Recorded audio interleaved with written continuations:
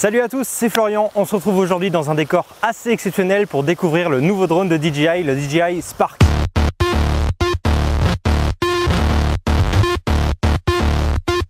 Bon là on a eu la petite présentation, c'est terminé, place à l'essai. C'est parti.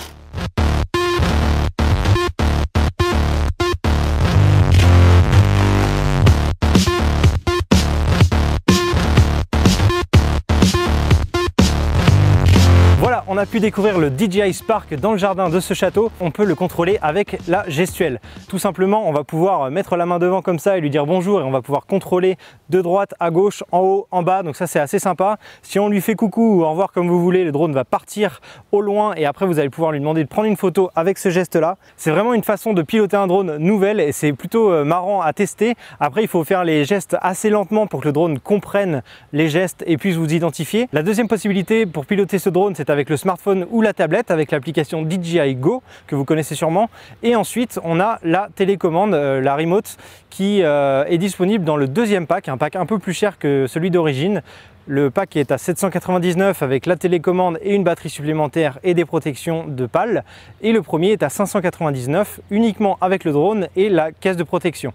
On n'aura pas de chargeur intégré, ça c'est un petit peu dommage. On va pouvoir uniquement charger la batterie avec un câble micro USB relié au secteur ou à une batterie externe par exemple. La caméra filme en 1080p 30 fps, c'est un capteur de 12 mégapixels. En réalité c'est une caméra 4K, mais comme c'est un stabilisateur 2 axes, DJI a préféré vous proposer uniquement du 1080p pour pouvoir cropper dans l'image et stabiliser au mieux les mouvements. On a bien sûr des capteurs de proximité comme sur le Mavic Pro et les Phantom 4 et tout ça pour les évitements d'obstacles. Il est disponible en 5 coloris donc c'est plutôt cool, c'est vraiment accès grand public pour le coup, on va pouvoir personnaliser selon ses goûts.